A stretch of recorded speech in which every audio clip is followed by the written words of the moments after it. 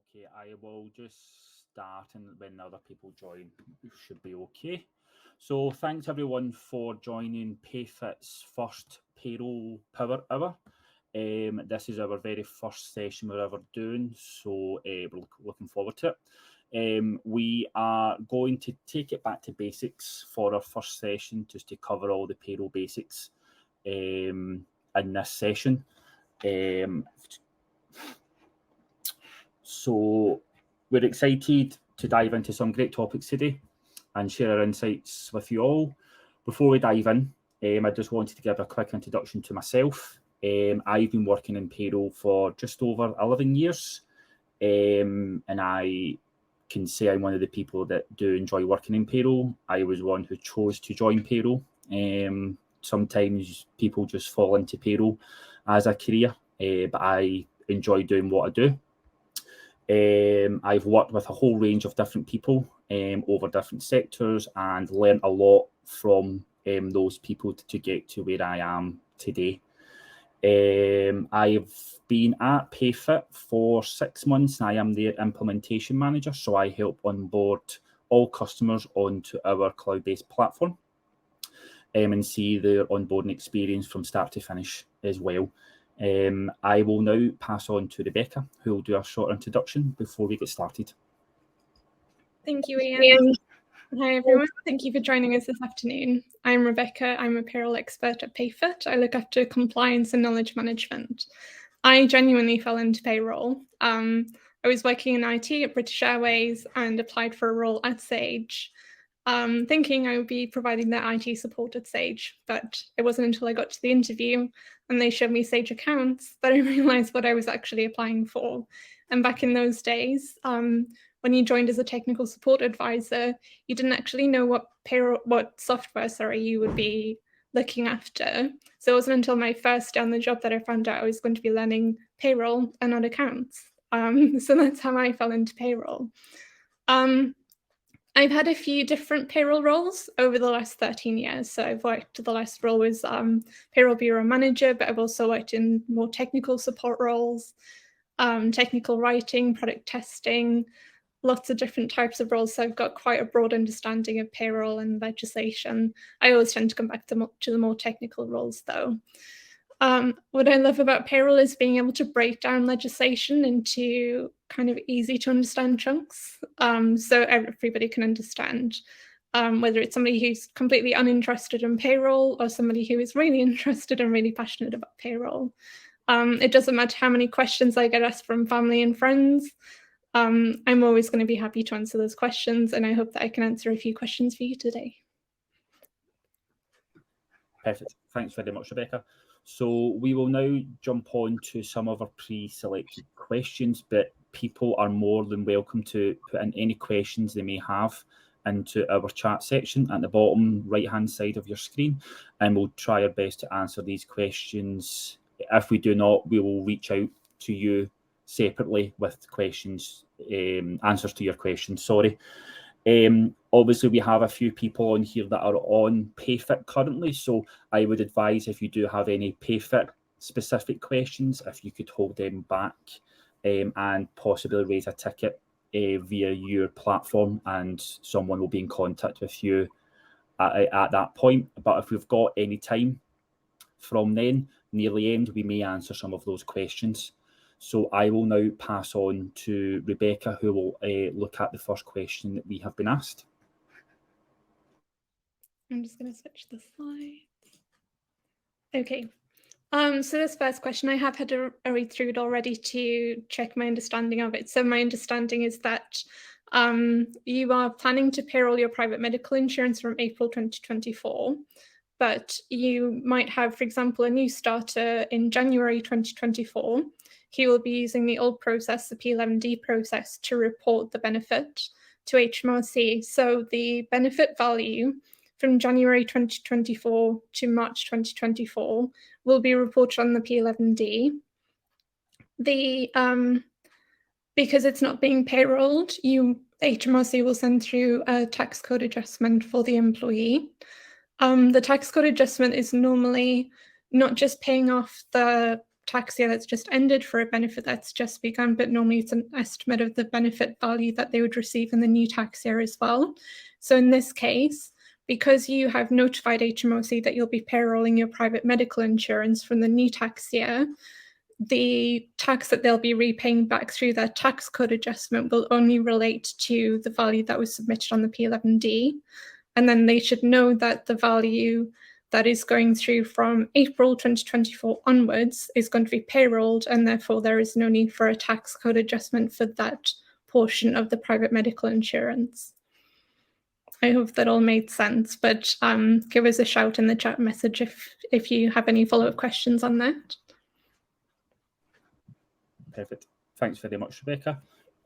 Our next question came from Sad, who is a experienced payroll professional with 10 years experience in the field of UK payroll, and he has asked how he can get exposure to international payroll. What I would be suggesting is that the Global Payroll Association is a good way to start to do a bit of research in terms of how what country you want to be learning in terms of international payroll. They have extensive guides, extensive training modules in terms of specific countries that you want to learn. They also have mentorships within GPA as well. I am one of those in terms for the UK payroll specific, but they also have other people that are trained over in the international payroll who will also be able to assist with that. I will post a link to the training modules in our chat, so you'd have access to that, Sad, as well.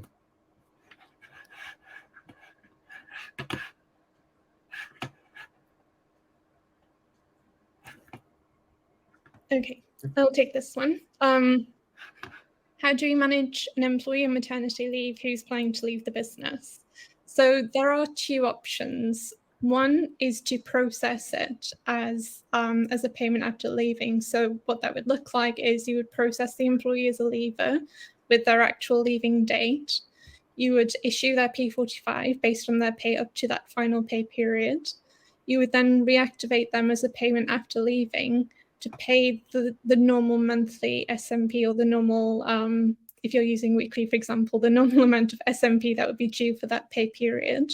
So you'll pay that for every pay period up until the maternity pay ends. At that point, you wouldn't reissue a P45 because they'll have been taxed on a 0T month one basis because it's a payment after leaving. You could issue them with a statement of earnings, but now that we have RTI, there isn't really any need for that because their taxable pay and their tax paid should be sent to their next employer. The only, if they're not returning to work, then they could log into their personal tax account online and they can sort out a refund if necessary there. The second option, which is not necessarily recommended because of the impact it has on national insurance. So the second option is to pay a lump sum in their final pay. Now, if they are a normal employee, they're not a director, then they will be paying a lot of national insurance, probably at 12%, unless they're a really high earner, and then they'll pay 2%, and in which case it's probably not a big issue. But to avoid that national insurance calculation, because it's not cumulative and it won't be corrected in a later period, that's in those cases it's better to apply it as a payment after leaving instead. Have I covered everything, Ian? Yeah, no, I'm more than happy with that. Yeah, fantastic. Okay, we'll do one more question and then we can review some of the questions we've had in on the chat. So our next question that we have is in relation to what is the process for changing HMRC IDs. And this is something that always flags when we are onboarding customers, and the confusion between a payroll ID and a HMRC RTI ID. They are very different in terms of what they relate to. So your payroll number is normally linked to the employee from maybe a HR system, or can be a specific number given. But a HMRC RTI ID is an identification via HMRC. So that is the number that basically helps HMRC identify who an employee is. and that is the information it sends from the RTI. So that is your gross, everything's on an RTI in terms of payments, and also tax code changes, student loan notifications are all linked to this HMRC RTI ID. In terms of changing it, if you're looking to change that information, you probably best speaking to your current software provider, because there is some work that needs to be done in the background. On your RTI file, there is a column that is called Payroll ID Change Indicator, and also one called Old Payroll ID. To change your HMRC IDs, you have to ensure that the old payroll number has been quoted on your RTI file, and also the new one at the same time on your next submission. And HMRC will change the IDs according to what's on the file. It's always wise to double check the RTI file before you send it off to ensure that all the old IDs are linked to the correct employees. Any problems or any issues that have come from that could cause duplications of employees' tax accounts. So if you do report an incorrect HMRC ID, then there'll be a duplicate record created at HMRC, and then obviously we have to work with HMRC to fix that. Okay, so I hope that has answered that question. I've just seen someone write in there, is it okay to keep the default given by software both on Payroll ID and HMRC ID? Yes, normally when you're transferring software, we always recommend keeping everything the same. So when moving provider, we would always ask for the RTI file, because that has the exact number on it, the exact HMRC ID on it, so you can keep everything the same when moving over. The Payroll ID and HMRC ID can be the same, but sometimes other softwares provide a unique ID for your HMRC ID, so it will not always be the same as your Payroll ID. It can be different. So it's always best to speak to your current provider on that.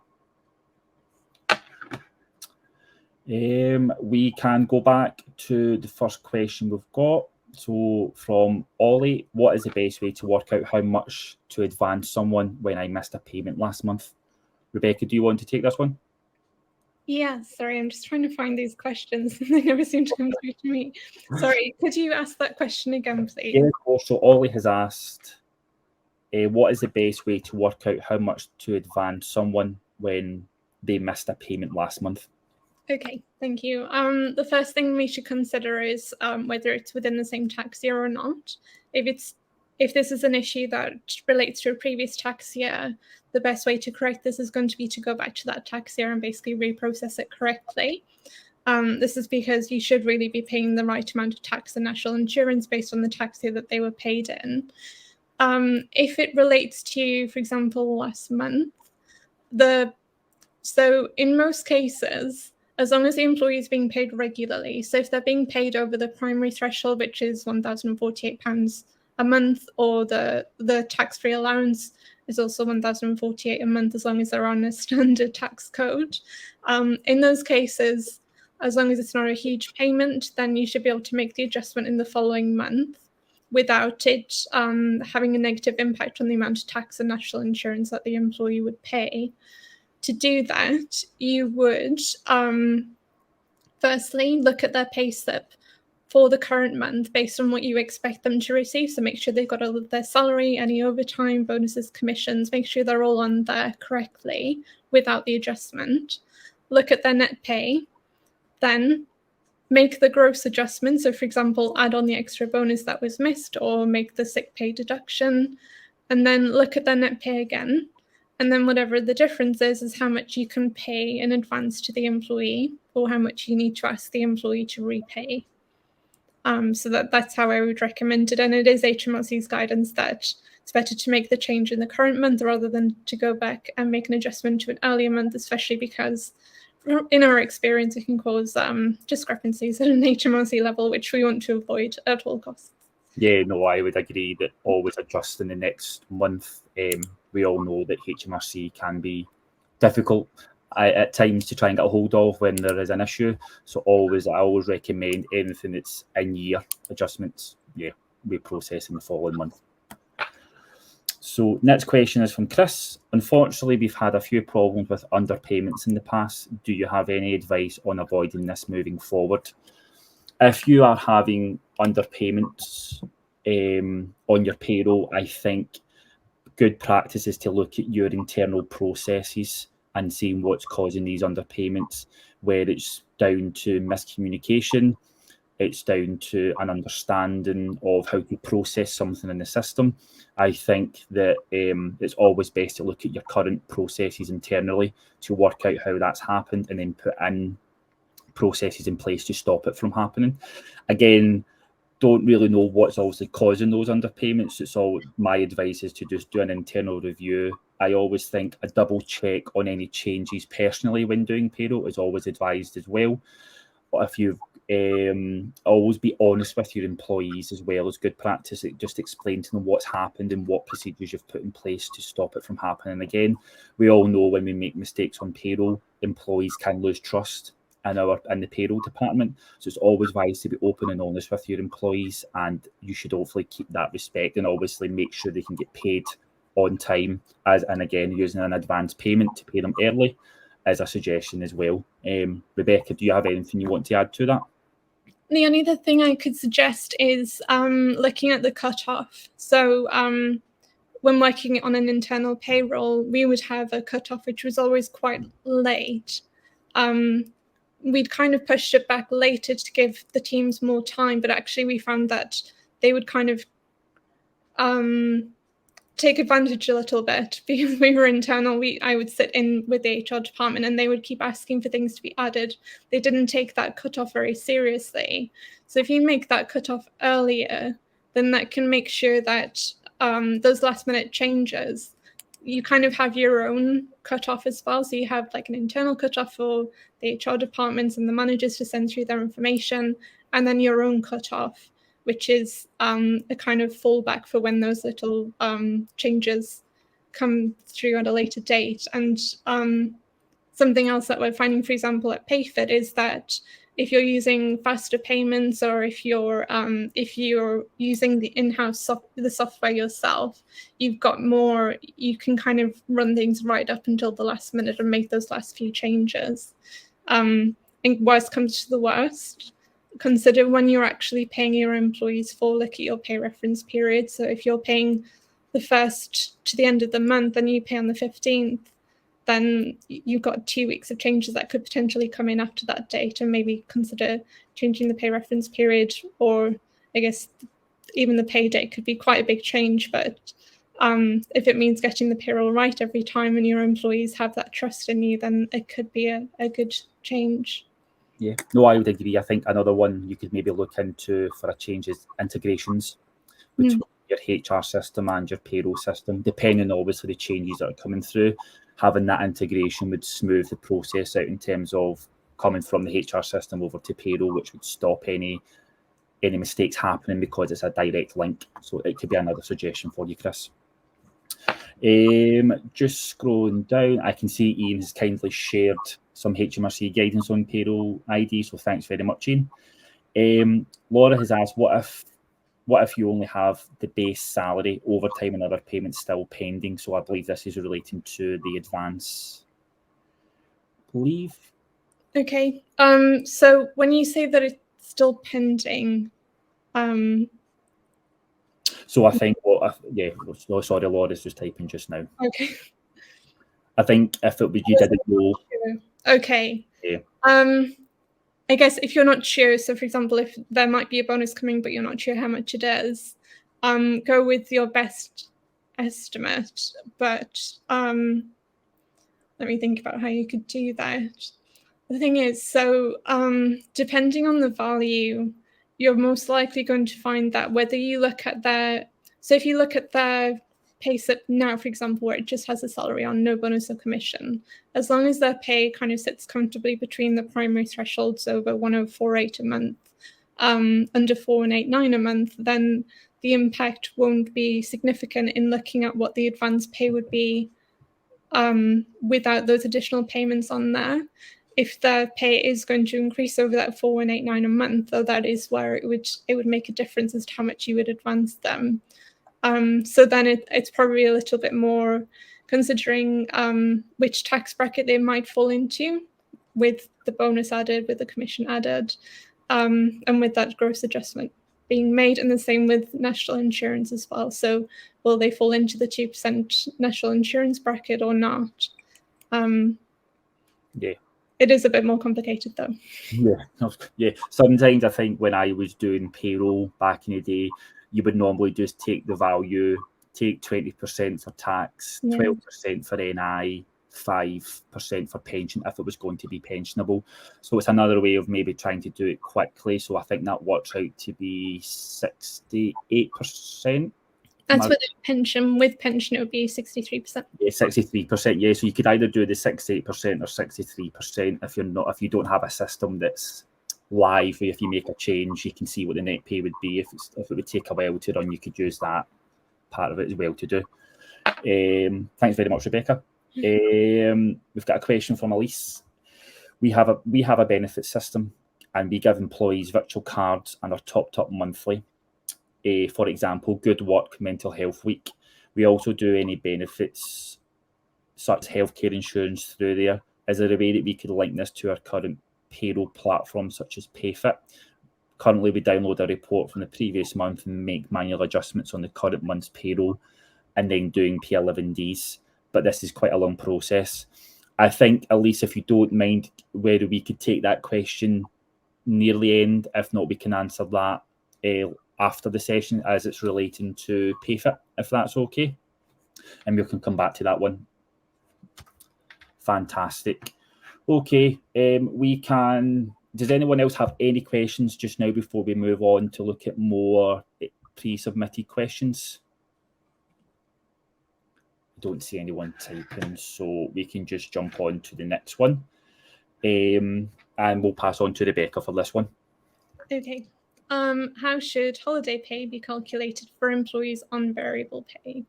So I've made some quick notes on this one because there is some law around this as well. Yeah. Okay. So the Court of Justice of the European Union stated that a worker should not suffer financially for taking annual leave, for taking holiday. So there used to be a process where if an employee was being paid variably, an additional payment of 12.06% would be added to their normal pay. For example, if they're being paid on a monthly basis, they would have their hours, so their salary, well, in this case, just their hours and their pay for those hours, and then an additional 12.07, I think I said 0.06. Yeah. 12.07% is added to their pay. The Court of Justice of the European Union stated that that was unlawful. So the reason for that is if you are receiving a fixed amount of money, you're used to receiving that 12.07% every time you work. What are the chances of you saving that money up so that you can then take holiday at a later date? So that, based on that, it was deemed unlawful, and HMRC's guidance was quite vague in that it said that it was deemed unlawful and you should renegotiate a contract, but they didn't tell us how we should calculate it instead. What they have proposed is there is some guidance which relates to looking back at the last 52 weeks' pay before the employee takes their annual leave and working out what that average pay is from those 52 weeks. You can count back up to 104 weeks because you need to exclude any weeks that are unpaid. So, for example, if they've only worked for 3 or 4 weeks over the last 52 weeks, you might want to count back further to get a better average. If over the 104 weeks they haven't worked the full 52 weeks, you just need to take as many weeks as you can get and calculate the average pay based on that. In PayFit, it does calculate that automatically for you. You just simply toggle on and say that you want variably paid employees to be paid using the pay reference period, and that will automatically calculate the rate that the employee should receive whenever they take a holiday, counting back 52 weeks from the week that they are taking that holiday. There is a consultation at the moment, though, from HMRC, which closes on the 7th of July. before they review and decide what to implement. But what they are considering is looking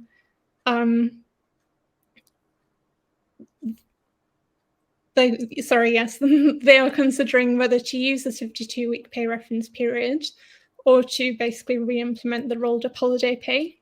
In my experience, I can completely understand why rolled up holiday pay was deemed unlawful, because it does seem a little bit difficult for somebody to just take annual leave when they can't afford to, because they're used to having this extra pay every time they're paid.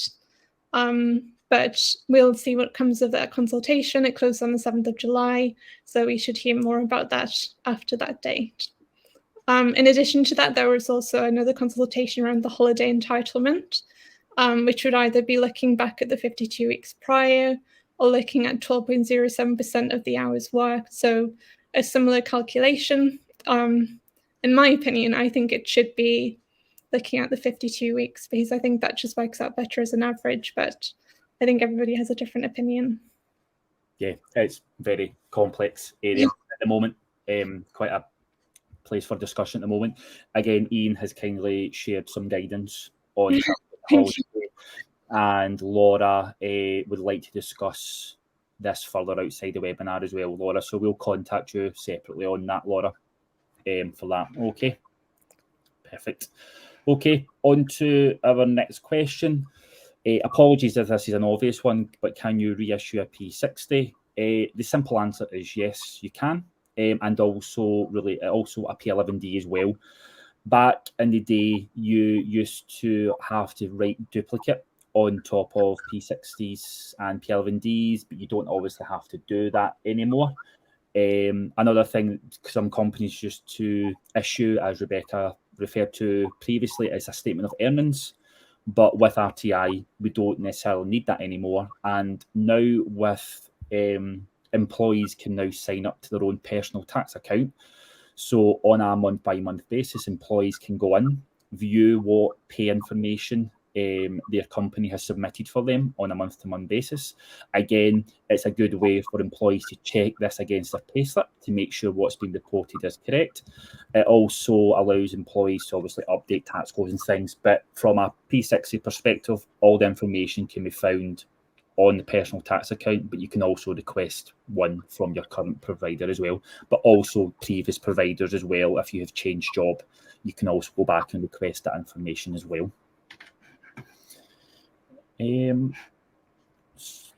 Laura has sent in another question. P11D, do we have to issue or only upon? You have to issue your P11D by the 6th of July, Laura, for all employees in the tax year it's due. Obviously, any duplicates can be issued at any time, but your initial one has to be submitted by the 6th of July. Perfect. Thank you. We can jump on to the next question, and I can hand over to Rebecca for this one. Okay. In terms of statutory sick pay, what is a linked PIW? So a PIW, a period of incapacity for work, is what we normally refer to when looking at statutory sick pay. So a PIW is a period of 4 days or more where the employee is off sick. This 4 days doesn't necessarily need to be working days. So it could be that, for example, they didn't work Friday or Monday, but the period of incapacity for work, their sick period runs from Friday through to Monday, so it's 4 calendar days. So that'd be classed as a period of incapacity for work. But in your first PIW, your first sick period, the first 3 working days are waiting days, so you're not paid for those first 3 days. If, for example, we take the Monday to Friday, the Friday to Monday, so you've got 2 non-working days that you have 2 waiting days, you don't receive any pay for that. If that is then 4 working days and you have basically sat those 3 waiting days, then that is classed as a full PIW, and at that point you've sat all of your waiting days, so any days after that will be paid at the statutory sick pay rate. The statutory sick pay rate, by the way, is based on the number of working days that the employee normally works. So, for example, if they work 5 days a week, you divide the weekly rate by 5. They normally work, if you're not sure, if there is no pattern, sometimes you might need to agree with the employee that you'll just count all of the calendar days instead. So then you'll divide the weekly rate by 7.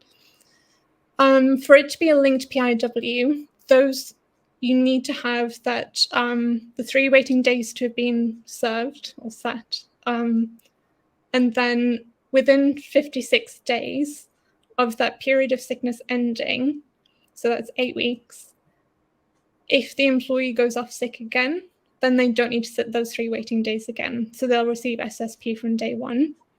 If the gap between those 2 periods is more than 56 days or 8 weeks, then the employee does need to sit those waiting days again. So they have 3 days unpaid, and then they start receiving SSP again. It's also worth mentioning that there is a limit of 28 weeks of SSP. So if, for example, you do have a linked PIW and the employee's had 27 weeks in that first period of sickness, then when you have that second period of sickness, because it's all linked, they only have 1 week left of SSP. And then you need to issue them an SSP1 form to say that there is no more SSP to be paid because they've hit the 28 weeks. And then they would kind of stay on unpaid leave after that. Perfect. Thank you. Can I ask a question from my perspective? SSP starts from day 1. So normally, can I just ask on a pay slip, it's good to have it separated out, showing SSP, and then if people had OSP top up? Is that another question that's come through? No, it's just a question for me personally, just asking. Oh, yeah. Personally, I think because you can now no longer reclaim SSP, yep, it doesn't, as long as the employee is being paid at least the SSP rate, then you don't necessarily need to split it out. Okay. I think the issue would be if the employee then came back to say, I haven't been paid SSP, but if they're receiving OSP and they're clearly earning a lot more than the SSP rate, yeah, and I don't think they're going to come back and complain. No, no, I would say that as well. I think sometimes when employees are on OSP, they don't think about SSP starting from day 1. They think the SSP starts from when their OSP finishes. Oh, sorry, I understand what you mean. Yeah, so in that case, the SSP, even though they're paying OSP, the SSP is still kind of being paid alongside it, even though it's not split out on the pay slip. Yeah, okay, perfect. That's fine. We don't have any other questions at the moment, so we can just jump on to our next one, which is, can I have a student loan and postgraduate loan at the same time? And the answer to this one is yes. Obviously, we have different plans. We have plan 1, 2, and 4 for student loan. We are also going to be having a student loan 5 in the next couple of years as well, down in England. And we also have the postgraduate loan. So a student loan and a postgraduate loan can be taken at the same time. But if an employee has obviously studied and have a plan 1 and plan 2, plan 1 would normally be taken first because it starts from the lowest threshold, and then plan 2 would then be taken thereafter.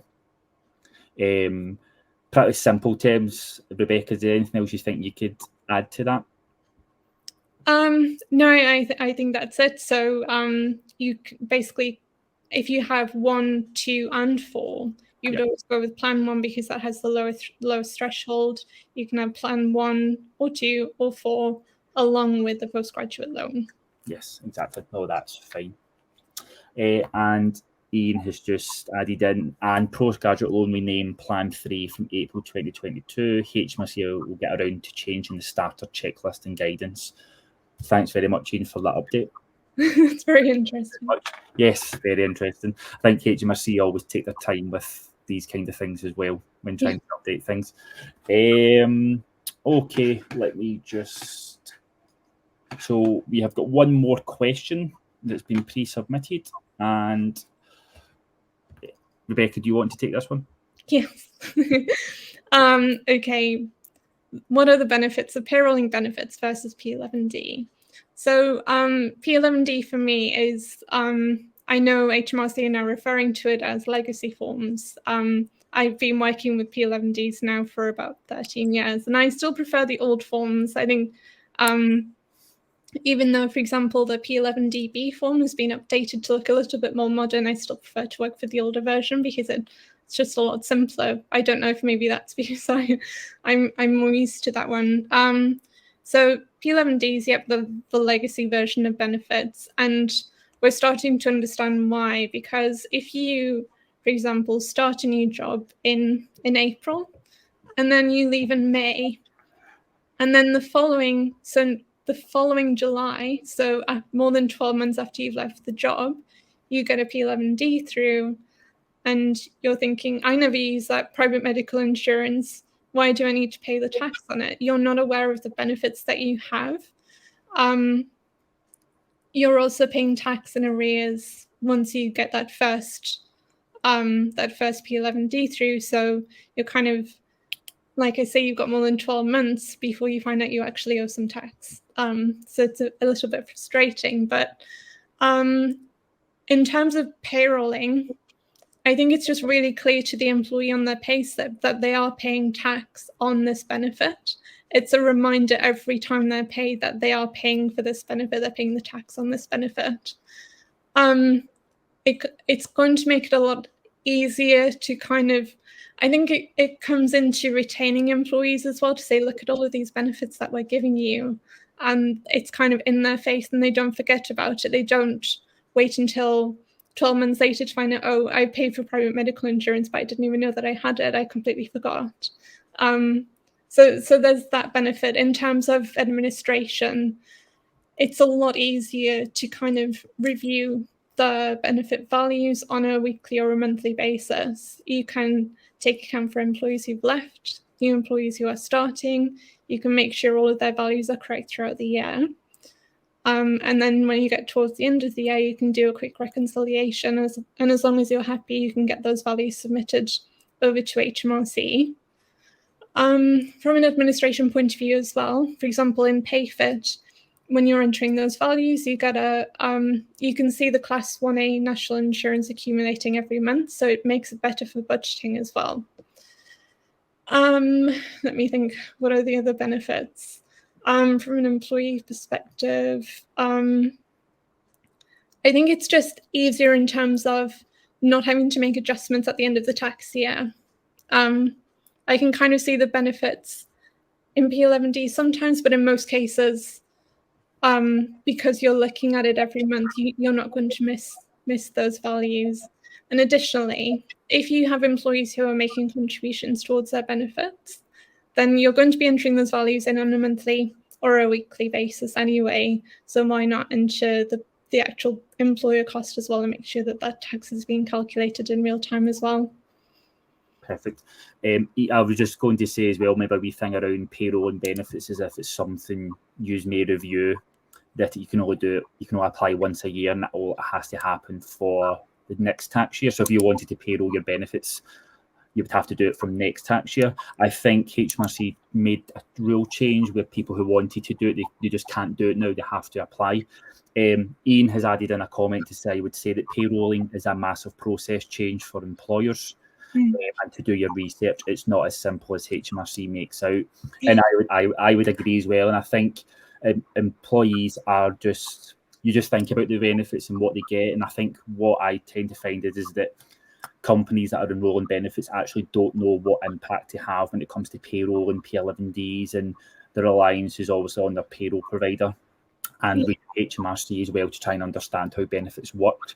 So I think, Iain, completely agree. Definitely doing some research, and obviously speaking to HMRC as well is another thing, or reaching out to CIPP are very good. If you're a part of CIPP, they'll be very helpful in terms of coming to benefits as well. Iain is just typing at the moment. Is there anything else you wanted to add, Rebecca, in terms of payroll and benefits against P11Ds? No. Perfect. Okay. We have come to the end of, but considering whilst it's voluntary, so this is Iain added an additional comment, but as considered voluntary, anything voluntary becomes mandatory before long. Yeah, I do wonder if it will become, I think the fact that HMRC have changed the kind of wording of it to be legacy makes us think that perhaps it is going to be mandatory But like you say, there are a few different issues with payrolling benefits. For example, payrolling accommodation, I think loans as well, you can't payroll. So what will happen with those? I'm guessing there will still be some form of P11D. Yeah.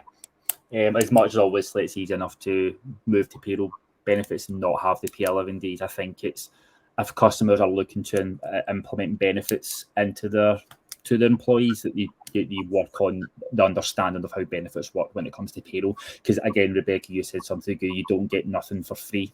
Yeah. As well, so which is a good way of thinking as well. But we have kind of come to the end of any of our pre-submitted questions that we had. Does anybody else have anything they would like to ask? No question. There's no stupid questions in payroll, so you can want to just ask anything that you want, and we'll be more than happy to ask. Obviously, Laura, we'll come back to yourself after the session around some of the questions you've asked and assistance around holiday pay as well. Give it a few minutes.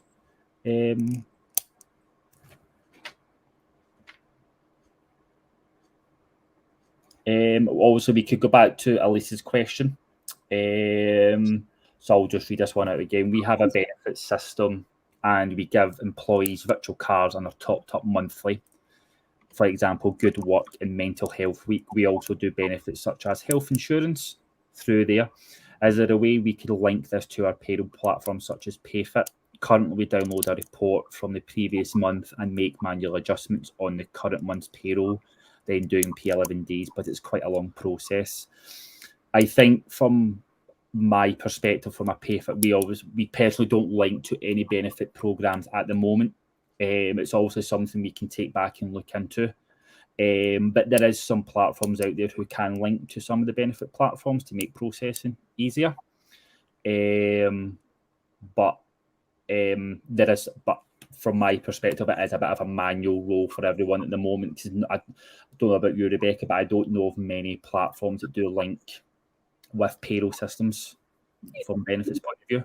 You're right. So we have API integrations, but we have those with HR softwares and also one with Leaps. In terms of the voucher data, though, so in PayFit we do have the option. So I would suggest that this was added as a voucher or a credit card, but I would recommend checking with HMRC to be sure. But in that case, you would be able to import that into the benefit section. And then if you're importing those on a monthly basis, then, for example, if there's any class 1 national insurance that's due through the payroll, then that will be calculated. And then it will be reported on the P11D at the end of the year. So kind of with the payrolling benefits, where entering it on a monthly basis might be a little bit easier than waiting until the end of the year and just trying to reconcile all of the data that you've had throughout the year. Yeah. Elise, is that okay? Do you want us to take anything away from this and come back to yourself?